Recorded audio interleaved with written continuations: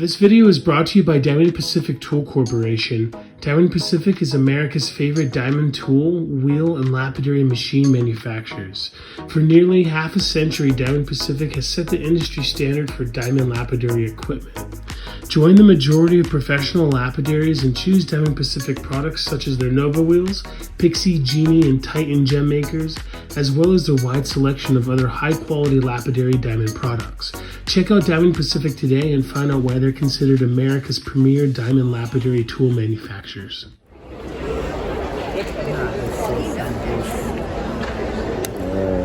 Yeah, so like that. So see how you can see the color, right? And then as we start soaking it in, you should see around the edges go transparent. It takes 5 to 10 minutes. You can already see a little bit on the edges, on the inside, starting to do it. Tiny bit. See that's changing a little bit on here.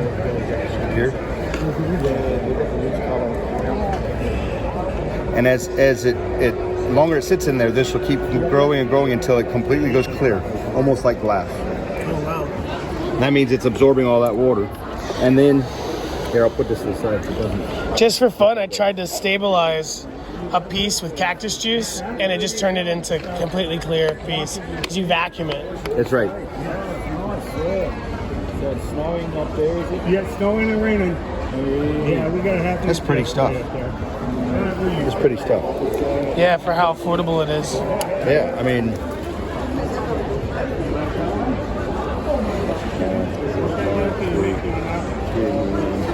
if you look at the block of the side of the synthetic, you'll see these long tubular colors. So when it's actually cut on top, it actually looks more like a natural opal. But when you look on the side, it's a dead giveaway that there's all these perfect, exact matching stripes.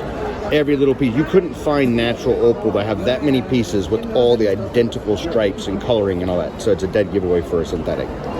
Does that turtle there on the bottom, does that have any of the other side of the block? So this is the top of the block, the top and the side. See the difference? So your top, your top, then your side, your top. So the side will have these striations in it. It's beautiful, but it's synthetic.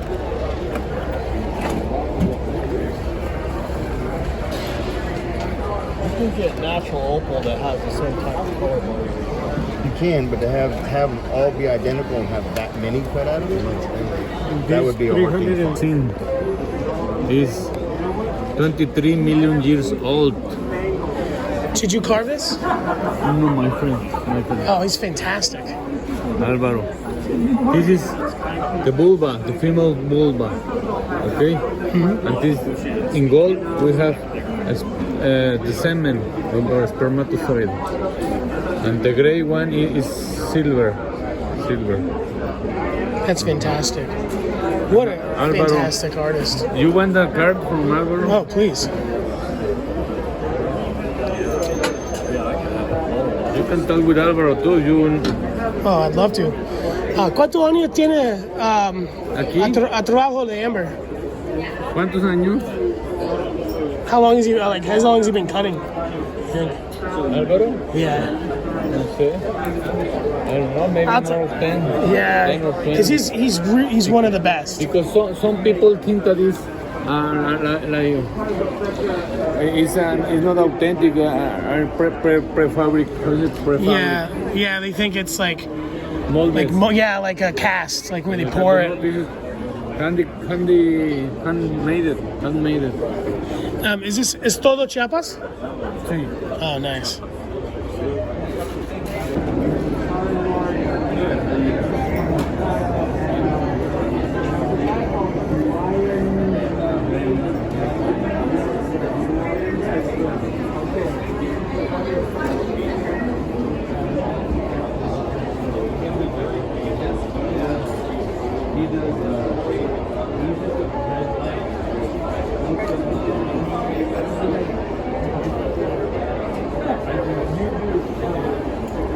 I can show you one, you know.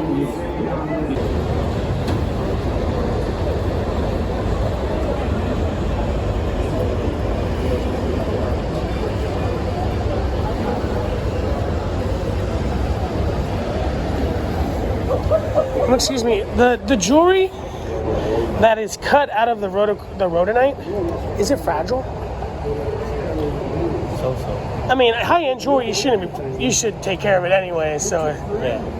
but I didn't know if higher quality rhodonite, because this looks like it's about some of the best. If it is a little bit stronger than the regular stuff, or 6.5, 6.5. Oh, that's not too bad. No, okay. It's not like, okay. I was thinking like 3, 4. Yeah. That's nice.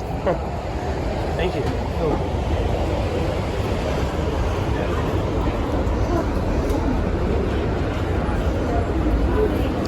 Stunning rhodonite crystal. I wonder what that one's going for.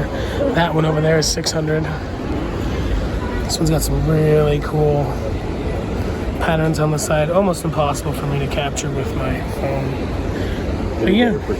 Right? Yeah, he said that it's about a 5'6". So you could wear it. I think Uber lights are like 5'6", so.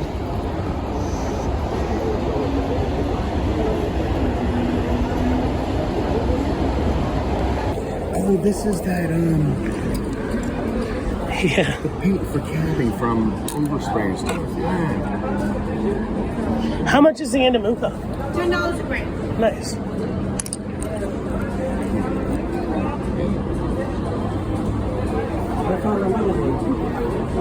Oh, yes.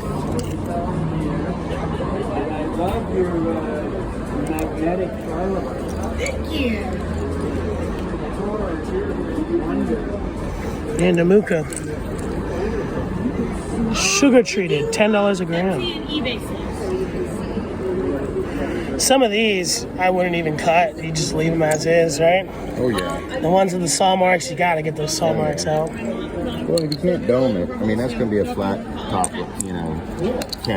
If you can't dome it, in my opinion, kind of turned off by it a little bit. That's got some little bright flash on top. Not bad. He'd be $25.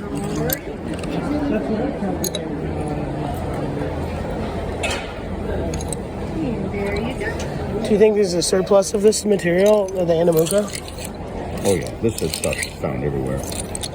It's not rare at all. Matter of fact, when they cut new roads and stuff, they'll find this stuff all over the place. It's sitting on the side of the road. Really? Yeah. I wonder if the treatment is expensive. No, it's Cooking it in sugar and Yep. then cooking it in your oven. Oh wow. yeah. You cook it in sugar, bake it in the oven. Then if you then you do soak it in acid, and the acid blackens all the sugars. Interesting. Need anything else? So besides the sugar, it doesn't need to be stabilized? Well, no, it doesn't. It's already hard, but it is considered a treatment because you won't see the color unless it's treated. Is there ever a high-end Andamooka that doesn't need to be treated? No, not that I know, because it just looks like like concrete. It's just like a gray rock. I mean, sometimes you can see some color, but at least not that I know of. This guy was ordered. Everything I've seen, it's really inexpensive, and a lot of people don't even mess with it. The ones that cut bolder and black and white and dark, a lot of them don't even mess with this stuff. It's messy. And then, when you're cooking it in the sugar water, you got to use like a crock pot or something that you're never going to use for anything else. And then when you bake it, you don't want to be in the house with it. So I can't put it in my grandma's oven No, sir. with the pot roast? No, sir. Because it has silica. You don't want to heat up silica and have that blowing all through your house and in your oven. That's some neat stories. That was already cabbed a little bit. Don't know offhand Oh, that one's cool. So there's a Mexican opal that almost looks similar in its highest form. They call it leopard opal. Have you ever heard of it?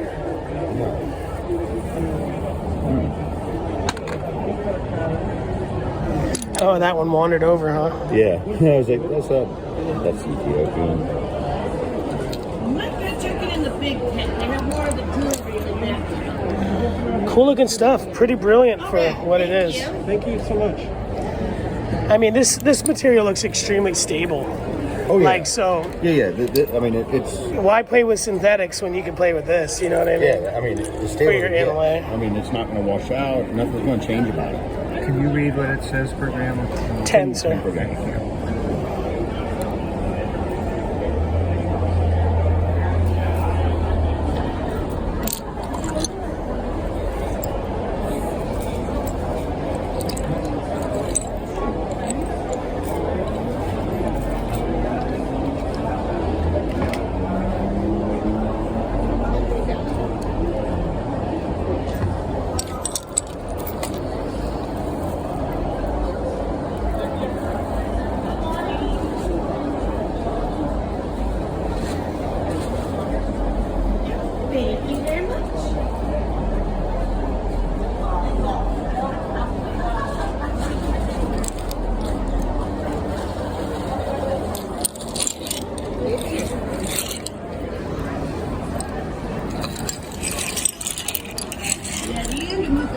really easy to work with. I imagine it. Probably you can probably get some do some cool inlay with it because Oh it's yeah, so. most definitely. It's very stable versus things like the Ethiopian next to it is a pain in the butt. And it feels pretty light. It's not too bad. And again, like if you did the bigger pieces and start cutting, you'll start getting that fading, and you have to do the sugar treatment again. But it's really simple. You can Google it, and it really we do sulfuric acid because our batches are so large.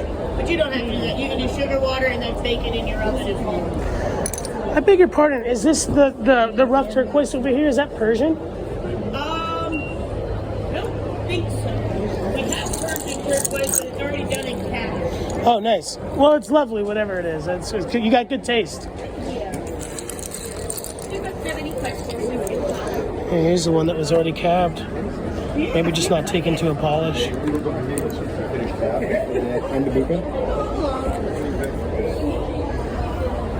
So that's a pretty nice one. See the color in it. Does it take a really good shine? Yes and no. So a lot of times it's very porous, hence the reason why sugar water soaks into it. So a lot of times you'd want to do Opticon or something like that so you can get a good polish on. Otherwise you leave it, it'll have a kind of a dull kind of finish. Obviously it is porous because that's how you get the sugar water and to just bring out the colors. Oh, wow. Well, they got it pretty shiny, but you think it might be something on top. Yeah, so, and looks some of like it, some of it's not. The pores are very small, but that I'll ask her, but I'm almost certain that's probably got it. I love it. That's some good looking color for how affordable it is. Look at it. You can see it. You can see the outline. Oh, right. So it's Kind of like an amylite or something. Yeah, that's treated. With something on the top. Can I trouble you, my friend, to give me? Sorry. Thank you. Really cool. I mean, if you're gonna, synthetic opal is really expensive. It's probably around the same price. Might as well use this, huh? Yeah. And it's the real thing. It's not some man-made, lab-created thing. This is the real thing. Yeah, so there's some crazy that affordable. It's actually really bright, and this is kind of like the mid-grade. Really? It gets even better than this. I mean, that's even showing you a little bit brighter color there. See all the red. Oh, yeah. What's the price on that one? 100. Makes sense, yeah. So just look at the back. They know their that's pretty piece. big. So they're saying these three are supposed to be pretty good. Let's see if there's any higher dollar ones. You can tell just from looking. Yeah, I mean, it's just they won't be very bright. Pinfire. Some actually have a broad flash.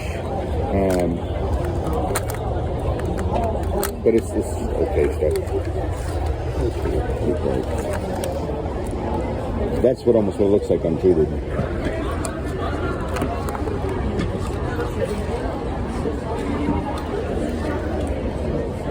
Yeah, the price is definitely reflecting the... Exactly. Awesome. This is pretty good head.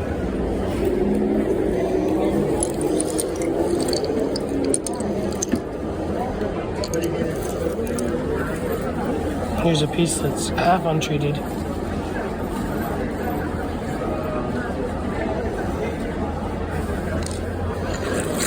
Amazing.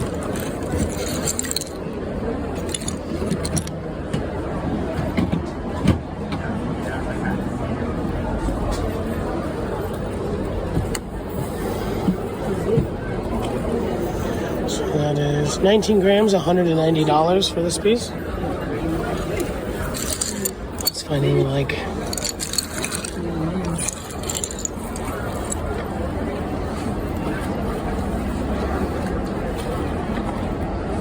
this one is 11 grams, $110. $110 for that right there? Yes, ma'am. Okay, that's a good thing. I just gotta ask him because I know that's considered an opal. It's so hard to tell until they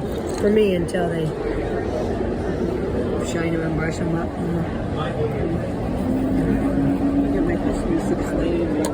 They keep them in water. So you can see This one is $400. yeah. What'd you find over there? Some garnets. This looks really cool. It's called Silicon Germany. Oh yeah, the silicone.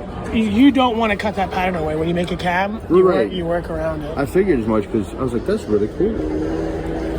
Never seen anybody do leather like that.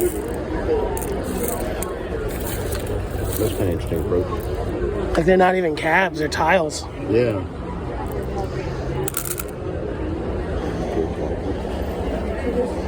Fantastic.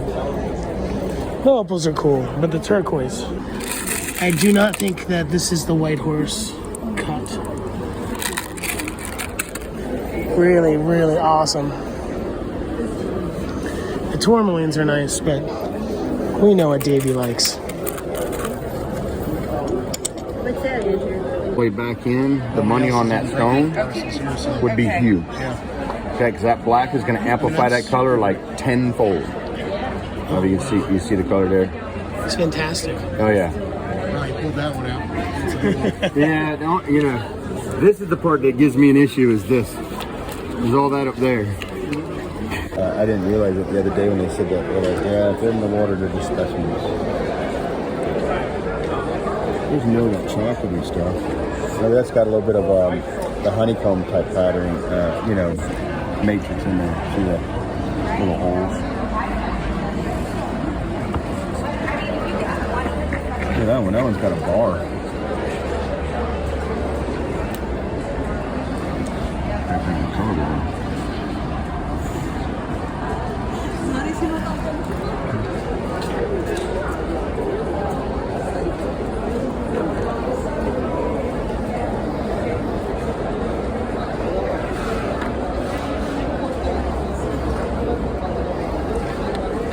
No, please. Thank you.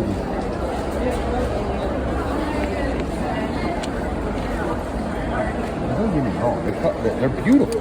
I mean, they have beautiful colors and stuff. I mean, it's just, look at that. It's just, they are beautiful.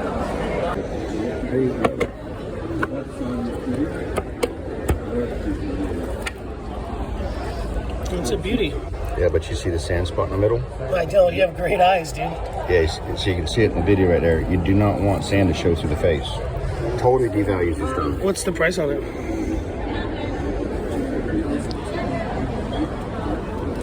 Milo. I don't know.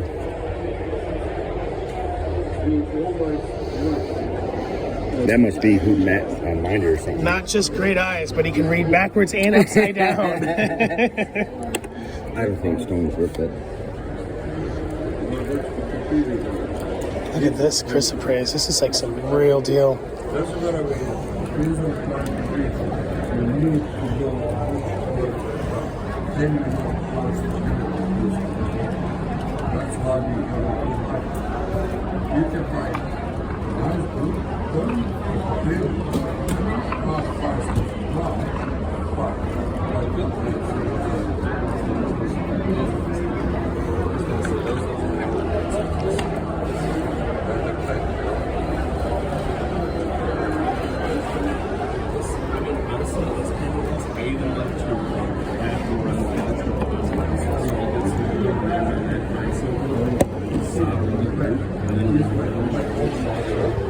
It's the first time I've seen that.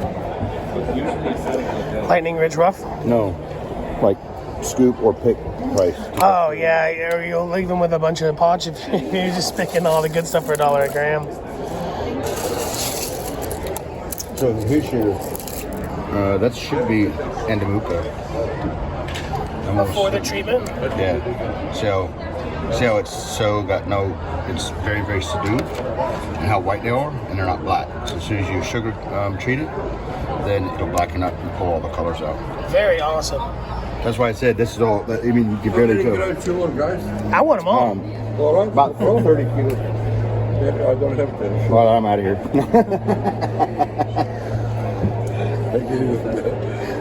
So, is it the 15 gram pick from all that? Yeah, okay.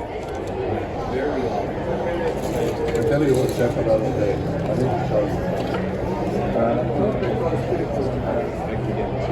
Think on that. They don't listen sometimes. See, this stone, all right, they're heavy. That was about don't know, 20 grams. He's not prepared to pay for it. I said, take it. Because I look here, I don't want to show you. I look there, I see the color. And I say, if that run in, he got $3,000-$4,000 store, you know? He didn't want it. I said, okay. See what's coming? Oh man. Yeah. That means surprises there. And then I said to myself, okay, you didn't want it, I open. And I opened here, and that's what comes. See, a lot of piece, look. See, color? Look. Yeah, little That's water opal. fantastic. That's all black in there. Is that just black flux there, or what do you got going on? This is from Michigan. Oh, okay. Michigan. From Michigan? Yeah, There's opal in Michigan? that's not Opal, that's just, what do you call this store from Michigan, Derek? Is it? No, it's like the National Stone or something. Chlorastrolite Greenstone. You can look it up on Google and see finished pieces, but this is all chlorastrolite Greenstone pulled out of the matrix here. And you can see little bits on the corners where it's starting to have some pattern here. And this guy, this is probably, it's either, that might be copper inclusion there. Usually you see inclusions of copper or Thompsonite. Once in a while you can see calcite inclusions too. Those guys will chuck them into some muriatic acid, eat the calcite out of it, and then usually the inside pocket is where you find something cool going on. But they form basically in the fart bubbles of that old volcano out there. Volcano fart bubbles. That's what it is. And so when you're going into it, you're looking for where you get those shimmer patterns on the side there. And that's your clue to where you're going to start cutting in. Trying to find something going on. I think I had one in here I've been playing with the other day and got half finished. You can start to see the pattern on some of those guys. I knew it had to be something special if it was just floating around among some nice black opals. Yeah, it's nice stuff. So you can see this pattern starting to come in on some of those guys. Most of them don't turn out, but I mean that's the way it is with a lot of gem material, right? Yep. See that one had a cavity in the middle there. Oh, fantastic. So you just keep working at them, and I mean you got to cut a lot, but if you cut enough of them, you usually end up happy at the end because they're pretty valuable stuff. And you were telling me a moment off camera that you said there's a $10,000 fine for picking it up. That's what I've heard because you're collecting from a national park. If Right. you're on Isle Royal, Oh, yeah. you can't collect on Isle Royal because that's a park. Do you mind if I touch one? No, go ahead. Sure, play around with it. That's my whole case of rough here that I've been slowly working through. I had to fight this stuff for months getting it out of the basalt matrix. Oh my gosh. But that's all the stuff I got to start cutting through here. And so hopefully we're going to have a whole showcase of this stuff in Michigan here by summer. Fantastic. And it's a capping material. You wouldn't facet it, would you? I have faceted them, but they're not transparent. It's like faceting turquoise. Oh, right. So, I mean, you can facet it like chrysoprase or turquoise. You don't get the light bouncing around inside of it. Fantastic. Yeah, it's really cool stuff. I'd say if you're in the other tent, swing by Corey over at Michigan Rocks and Minerals. He's got 2 pendants finished with it, big pieces. I think his price point on them is around $2,000 or something, which works out to about the right price for chlorastrolite. Chlorastrolite. Chlorastrolite. From chloros for green and astros for stars, so it's the green star stone. Dang, and you said only so far from Michigan and... Michigan is the main place on Earth that it's found, and it's almost all of it is underneath Lake Superior. There's like, if you think about a bowl, like 2 sides of the bowl, you've got one side coming up as the Keweenaw, and the other side is Isle Royal there. And so most of that stuff's under the lake. We've only seen what the copper miners got access to when they were going down on that 45 angle into the mine. Oh, that's awesome. And so you can sometimes find it in some blast material. If you're super lucky, some people find them kicking around on the beach. But a lot of the times you're going to have a lot of heartbreak because you're going to see the green stuff in there and you get back, you work your ass off and you find out it's just chlorite or something like that and it comes apart like paste. This stuff's pretty hard. I think it's like a hardness of around 6. Oh, wow. So it probably takes a great polish. Yeah, they shine. They're gorgeous when they're finished. But the thing is, it's really rare to get the whole surface, a full gem surface of the chloroastrolite. Usually you have a couple spots that the pattern doesn't go all the way through. And I don't know if it's a different mineral or what, but it just never takes the same polish as the really shiny part that has the shimmers. Amazing.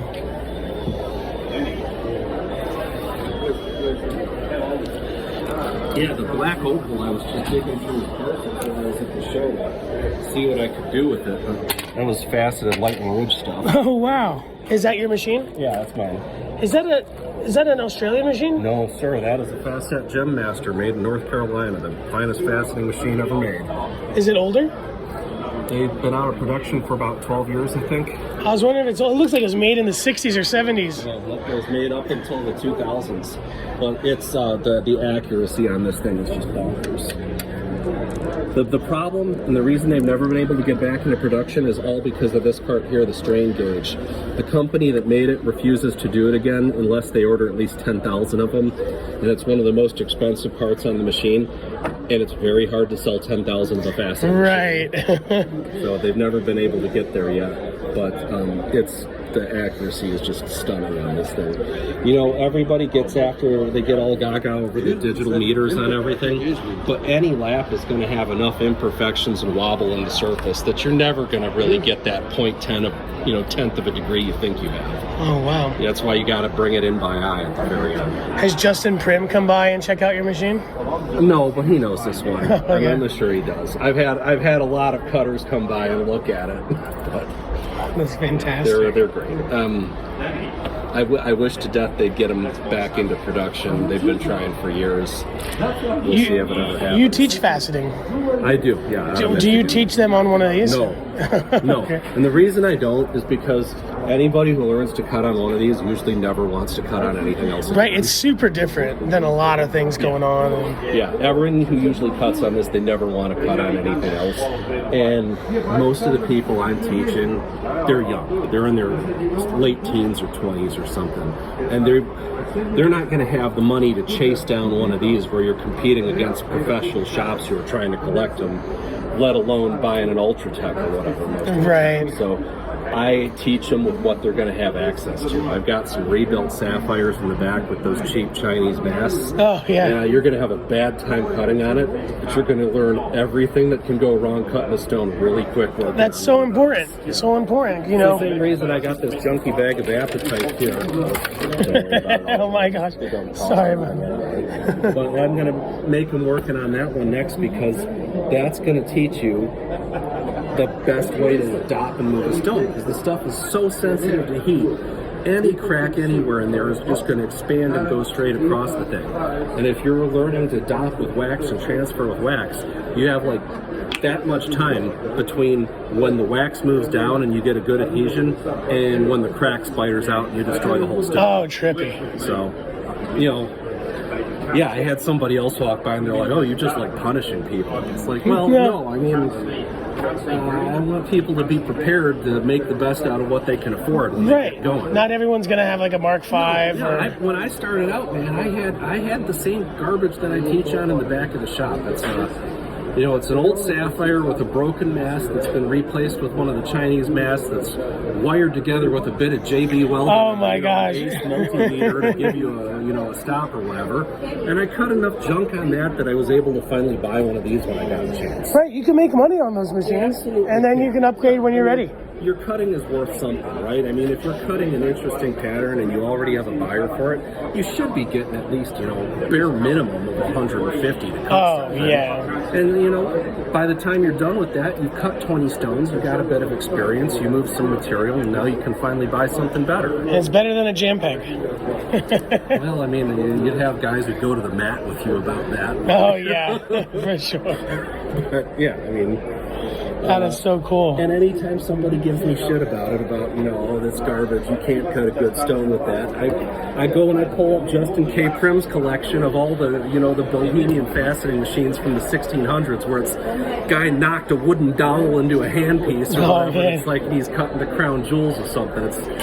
you know, it's not the tools, it's the cutter. I mean, the tools make it easy, they're convenient, they're fun, they feel good, but if you know what you're doing, you're going to find a way to make it work. Brother, do you have a card? That's it. You took everything off. I said, put the money here. And so your school's out of Michigan? It's just the back of my shop. I take a max of one person at a time for faceting. I can get 2 people in there at the tops.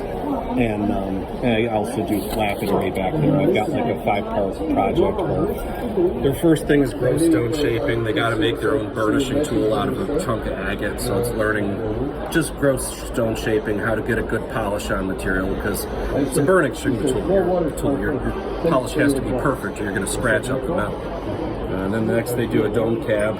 They learn some basic silversmithing to make a setting for their stone, set it using the tool they made. And then they learn drilling into rock. So for that one, they got 2 choices. I either have them do a flower pot, or they do a stone band. So that's learning how to turn the rock on a lathe with diamond tools and actually make a band. And then the last one is a flat top cab with a single 45 facet and a pear shape. And the test is, you gotta look at it and see that you actually by hand nailed the meet point, where it's not crooked and everything's the right height. You went around the stone just the right amount. And then if you survive that, usually I got people starting out with a stone this big, and by the time they're done, the stone's about that. Oh, wow. Yeah. I mean, that's the way it goes, right? Yeah. And so it's one of the hardest shapes to cut freehand using round tools. You know, you could do it easily on a faceting machine, but doing it on the cabbing wheels, getting flats and everything, it's hard. Yeah, for sure. I know it's hard for me, and I almost never do it. I know. And the lady who was training me, she wouldn't even talk to you till you did that stuff. That was her go-away project. You're training some lapidary gladiators, though. Well, I mean, I just hope they get out of there, that they leave getting an experience on how you get a good polish from the material and how you recover from so many things that can go wrong, and how hand control and angle and everything matters. And then after that, I mean, once you've done it one time, you just got to find some equipment and practice. And so, you know, I try and keep a list going. When somebody's got old poly machines or something coming up, you can, you know, get a start for about $400 or $500 or whatever. Oh, right. And faceting machines, it's really tough to make that happen for under $1,000. Have you seen the Vivors? Is that the new ones out of Vietnam? No, these are like green Chinese, $300. Is that the handpiece one? Yeah. There's 2. One thing about the Chinese machines. The brand doesn't matter. It's not actually a brand because 50 different people are selling the exact same parts. Mm-hmm. You can find, like, I've got one platform and the mast is the same thing as the Vivor one you're talking about. I know which one you're talking about. That's the one with the direct drive motor. Yeah. Because there's 2. There's one that's direct drive and there's the belt driven one. The belt driven one, the problem is their motor doesn't have enough torque to turn the lap. Oh, wow. So when you cut on that, the problem is as soon as you push down, the whole freaking lap starts slowing down. Oh. So you basically got to crank it to max speed, grind it until it stops, take it up. Sorry, I got cigarette, you look after. And let it spin back up to full speed, and you can take another pass at it. It's the most annoying system ever. Justin does not really approve of those at all. Yeah, I know. I've gone in there with him a couple times. Yeah. Look, my opinion on it, and I've talked to people who teach music and other stuff like that. Would it be awesome if every kid who wants to learn saxophone can get a $2,000 Yamaha to start off on? Yes. But if you've got a kid who can only afford a $300 pawn shop saxophone that has some problems, you're better off getting the saxophone into his hands while he's passionate about it than you are to wait until he can get the awesome saxophone. Exactly. I totally agree. Yeah. I teach people how to, like, flip your drill press upside down and make it flat lap. I mean, like, when I got, you know, kids who are totally just starting off and they have virtually no budget, I tell them your best bet to get into, get a Dremel. Get a Dremel and a flex shaft. It's $100. You can glue your stone to a nail, and you can get some experience at least doing some carving and polishing and other stuff like that. And you got an outlet, that's going to keep your interest going. That's just so much better than saying like, well, I'm going to slave away for the next 2 years to sock away enough money to buy a machine. That's just encouraging them to give up and go do something else. Right, for sure. Have you heard of anything about the direct drive? Is that might be a little bit more torque? Could be. I've not used one. I Yeah. only used the other one. And I mean, that's in my basement for when I'm really bored. I won't even put the students on that one. Ones that I just moved those Chinese masts onto some old Sapphire platforms because the Sapphire mast is its own nightmare. When they made the Sapphire mast, they didn't have a chuck. There's not a 3-jaw chuck. Instead, what it is there's 2 set screws. So you have to turn it a quarter, turn it a quarter. Oh. Turn it a quarter. To make it match in the middle? Exactly. Oh my God. And if you go in either direction too much, your stone is now shifted What in the are middle they of the thinking? stick. For a machine designed for precision. They were made in the 40s. Yeah, I guess one, right. One of the 40s to the 60s. I've got one in the back. I dated the Emerson motor on it to it's a pre-World War II motor. Oh my gosh. Oh. So I mean, awesome. it's what you got, right? I mean, and again, your reference point. You're talking about guys doing this with like hand-hewn wooden parts and dowels and stuff. And, if you go back 200 years, you didn't even have gears for most of that stuff. What a trip. Oh, but we did have a cool project. I've got a Blender file we put together that you can 3D print any gear you want for those Chinese masts. Really? So like I was 3D printing 77 index and all the different indexes that you can't get up there. I don't have anywhere to distribute those right now, but if somebody wants like the models, I can send them off. It's kind of cool because sometimes if I'm looking for like a weird 11-sided cut and I don't have the index gear on my facet, I can still just 3D print whatever gear I need and throw it on the Chinese mast and cut it. Do you like the Gem Masters? I haven't used one. I was looking hard at that. There was some new Vietnamese machine that was getting passed around on the faceting groups a while ago that looked really promising, but I haven't pulled the trigger on it yet. And there was a decent looking Chinese machine that was, I think it was a knockoff of the Facetron made by Jordan that I haven't gotten to look into too much. I have a set of their dots, and their dot transfer jig is actually awesome. If you're looking for a cool transfer jig, you can get those on AliExpress, and it's basically a knockoff version of the king of transfer jigs, which is the Facet jig. It's basically just like this guy. And as long as you put something on each side to lock in whatever kind of dot sticks you're using for your machine, you can use those ones from Jordan to do your transfer. And it's so precise compared to wiggling it across. Oh, right. And the cool part is this part here, the big chunk of aluminum, it's basically a heat sink. Oh, awesome. So you can put your stone in there, get it nice and hot, drop it in there, put your target dot, you just push it together, and by the time it makes contact, your wax is cooled and you're ready to go. Oh, dang. Boyd Fox has an awesome video on YouTube. Boyd Fox. Yeah, he's a big faceter guy. He's got one on YouTube that shows you how to do really, really fast dopping and transfers, because he's a big recutter on emeralds and other stuff, and he uses the same jig. How can folks find your work online? Instagram?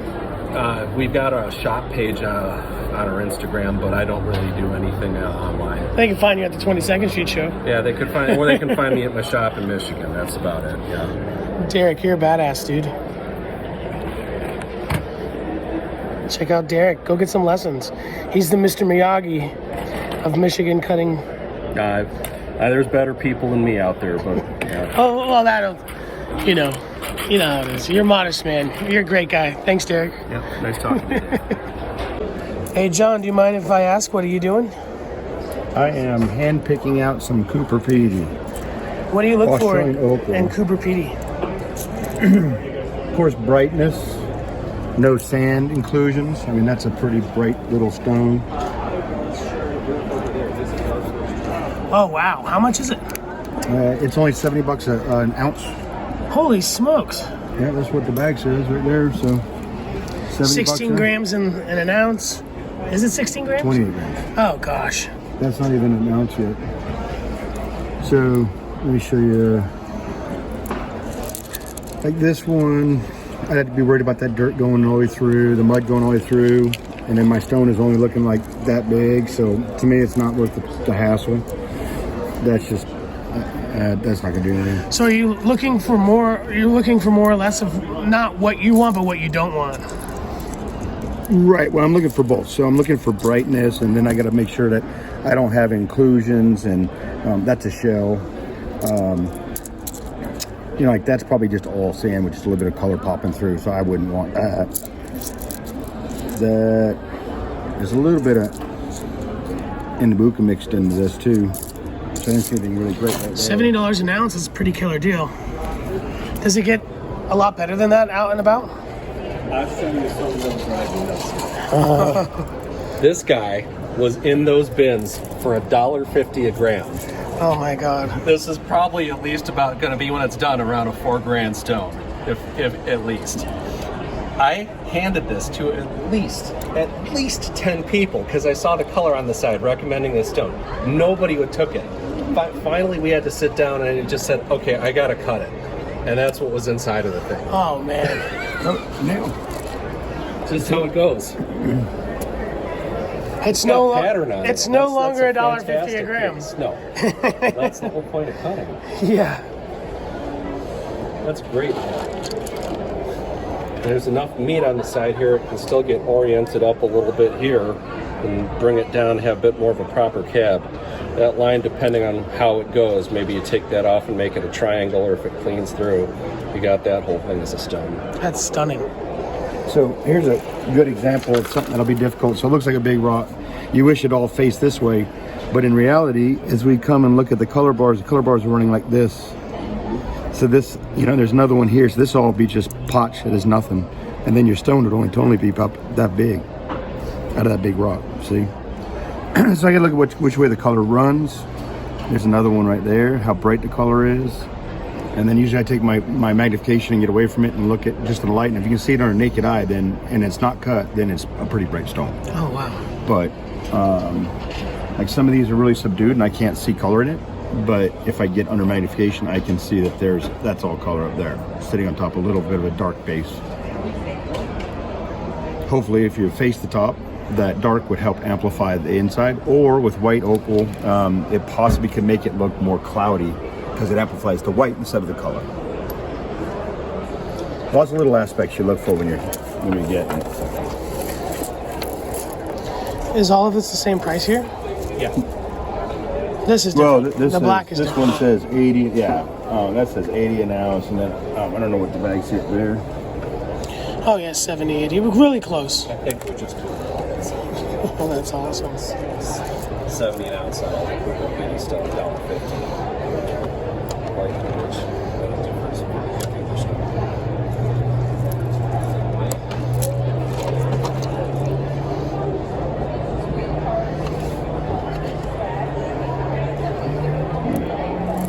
Some of this has been worked, like all the lightning ridge has been Just do this stuff yet. This is new mine black jade from South Australia. Oh wow. Is it a nephrite? Yeah, it's a nephrite. This is the rough here. But when you get near the edges there, you get that kind of patterning through it, and it cuts some really nice calves. No, that is killer. I love that. Took a great polish. What are you using for your final polish? Cerium. Nice. I've heard a lot of conflicting stories in the jade world. Cerium does darn near everything if you're using a muslin buff on it. I don't use leather buffs for most stuff. Felt I almost don't want to use sometimes because depending on the speed, you might put marks into the stone because the felt's so hard. At least for Dremel felts, if you got like the giant felt buff on an arbor, that's a different story. But if you're Dremel polishing, I usually just use a muslin on a rotary. Oh wow. On a rotary tool, you're just doing it by hand? Yeah. Oh wow. Yeah, it's quick sometimes. I mean, if I don't want to go over to my big polishing station, then I'll just finish it off at the desk with Dremel. Stuff looks great. Looks super stable. What did you grind this with? Or is that from the saw? That's from the saw. Wow. You got a nice clean saw. Did you see the crisp race?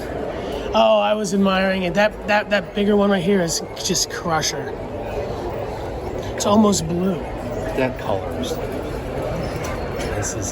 This is almost like the old Queensland material. The Queensland stuff is gone now. There was a Taiwan mining company bought all of that and took it away, so there's just nothing left now. So everything that you find right now, chrysoprase wise, it's all coming out of Western Australia. But this is the best stuff I've seen out there yet. And that's the color is just, I mean, you can see those finished pieces there. It's so good. I mean, if you had Jade on that color, you know what? Oh, yeah. Freaking $10,000. Oh, my gosh, yeah. That's stellar. Absolutely crusher. And the citrine chrysoprase is pretty wild, too. It's just such a weird color. Yeah, it's kind of a rare one in the industry, but a lot of people were probably checking to see if it glows in the dark. Beautiful. We sold a whole bunch of that stuff during the show. Actually, we got... it's been on the road here forever. It got stuck in the port. We were supposed to have 4 drums of rough come in for the show. It never arrived. Supposedly it's coming today. So if it does, we'll be out at the outside tent there with all the rough for this stuff.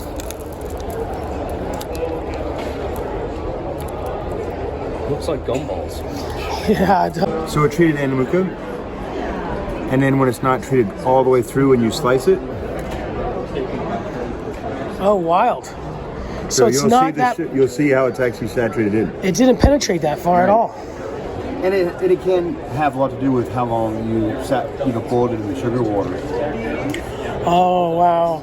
Now, if it's too thick, of course, getting all to the center is pretty tough. Those are boulder back doublets. And do you think... Riley Gunn is used to... That's one of his favorites to work with, you know. Andamooka? Mm-hmm. The piece that I was given was from Mr. Gunn. Yeah? Yeah. That's his favorite. That is literally his... I love it. Now, if you don't mind me asking, do you think $10 a gram was steep over there? Yeah. I do. And that's my opinion. I mean, I guess some might see there's another shows you again. Yeah, the farther away you get from Tucson, the more valuable it is. Someone in New Jersey is like, I pay $100 a gram for that any day. I mean, that's just my opinion. I wouldn't pay it. I guess it depends also if it's bright. Because so if you see a piece that's white like that, but it's all kinds of crazy color, and then if you were to treat it, it actually explodes, maybe it'd be more worth it. But I don't think, in my opinion, that stuff was.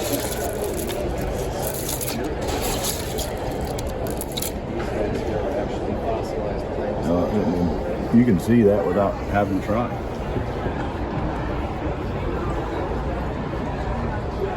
That'd be a little pointer when it was done. So I mean, it's under a carat.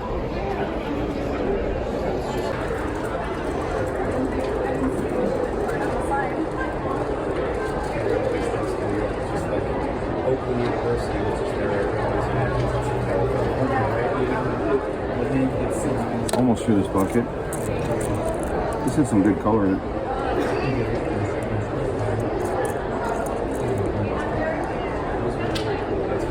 Look at that. That's the color you see. If it's, I don't know if you're picking it up or not, but.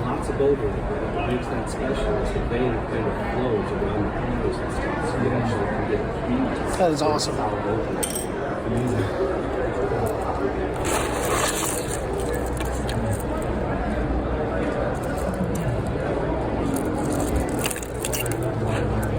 Shells tend to. Yeah, that guy's some patch and color there. I don't know.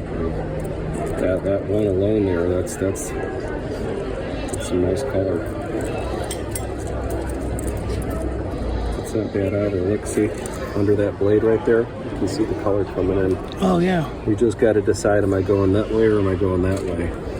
There's stuff all through there. Fantastic. Thank you, brother. Lucky scoops.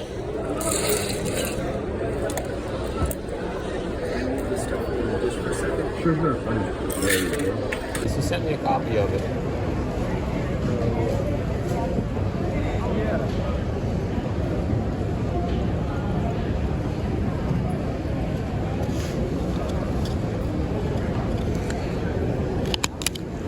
Here with Tom from Headlands Fantasy Art. Tom, these are absolutely amazing. Well, thank you. Thank you. How long have you been making these beaties? Oh, over 40 years I've been doing this. So there's just so much going on. Yes. Is the metalwork considered electroform? No, it's actually I use little irons and torches, and it depends on where I'm working on the piece. So you're like pushing and pulling this metal sometimes? Yes. Holy smokes. Yeah. That's another level. It takes countless hours. You know, this one here I worked all summer on this one. Oh my goodness. And what we it's got? just not a quick thing. No, it's not. And is that a big piece of Brazilian there? Inside it, yes. And this is a new product I've been using. It's called a deep pour epoxy to make this thick base out of. And I embedded the Brazilian agate in the epoxy. Absolutely stunning. And the clock is just the amazing. Clock is, that's from a like a what do you call it? Not a grandfather clock, but like a banjo type clock. Oh wow. Or a mantle clock. That was the movement in it. It does chime, and it keeps pretty good time. It really does. You know, Tom, I have to assume that all of these are one of a kind. Exactly. One of ones. They are. The stones make them different, you know. I could maybe use the same figure, but the stone is going to make each one different. Oh, absolutely. And tell a slightly different story. Yes, exactly. And how long have you been making these beaties? Well over 40 years. Wow. Yeah. That is stunning. Yeah. The geodes are kind of nice. You can open them. Some of them are hinged. Oh, wow. Nice little Brazilian geode. And the bigger one in front there also opens.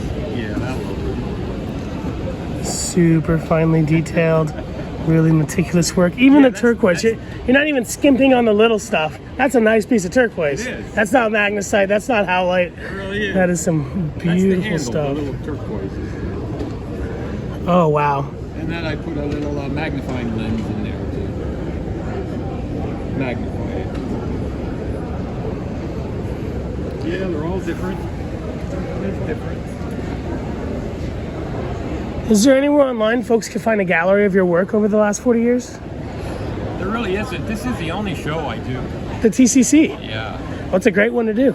It really is, you know, and I work all year long just making enough to come here and do this show, you know. I do have a website, but did you get my card? I did. Okay, yeah. Is it, It's headlandsfantasyart.com.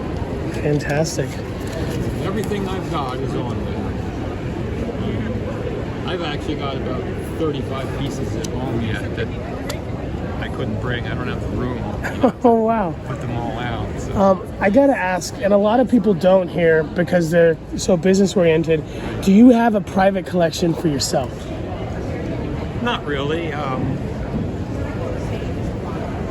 have a few stones and things that I keep, you know, and I do have some loose figures, but you know, when they're not here at the show, they're just all packed up, you know, and they're not displayed anywhere else. So. You know, you're an artist. A lot of folks come here and they're buying and reselling, and that's totally fine. But you're selling your art. Yeah. Well, The rocks are the media that are in your art. Exactly. I mean, I love these shows. You know, there's beautiful jewelry, there's beautiful stones, you know, but I like to take the stones and do something with them, you know, and so this is what I do with them, you know, rather than just have them sitting on a bookshelf, you know, a geode and cut in two pieces just sitting there. I thought it would be so nice to be able to open and close it, you know. And that's how I came up with the opening and closing of these geodes.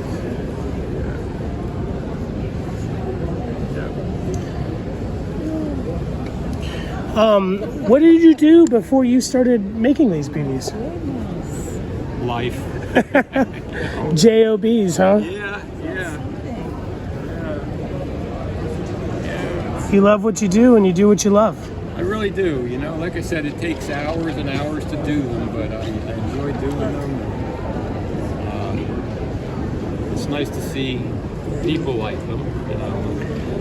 People are definitely loving them. I love that you're giving each one a name. Each one is, you birthed from fire and stone. It might be hard to answer because they're all fantastic. But is there any one that you're particularly passionate about that's here at the show more than? I would say this one here. Oh yeah, time and space. Yeah, that. What it's supposed to be actually is the clock mechanism really has no function. It's supposed to look like it's powering this clock up here, which is actually battery operated. I thought it was. Yeah. I thought it was powering that. But it's just a fantasy piece, you know. Yes. And it's nice that the chime works, you know, every hour and every half hour. Oh wow. And I gotta tell you, in my opinion, your pieces are really affordable. I would think to see it 3 or 4 times more. Well, thank you. I hear it both ways. You know, some people say, "Wait, you're too high," you know, and others say, "Well, you're not charging enough." Yeah, I think the people that say it's too high have been buying too many soapstone cats. Yeah. Because your prices are absolutely fantastic. Well, if I tried to price them by the amount of work I have in them, I wouldn't be able to sell any of them. Oh, right. Like, how do you? All summer I worked on this one. I'm asking $3,000, but that's a lot of time, a lot of work. Oh, definitely. You see all the things that worked here. You don't see the pile of stuff. Oh my here goodness. That didn't work, you know, and the mistakes and whatnot. So.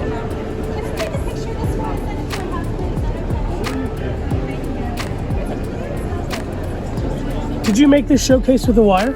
Yeah. It's fantastic. It's just fishing line. Well, it's great because it's not going to get smudged. Yeah. You're brilliant. Yeah. Thank you.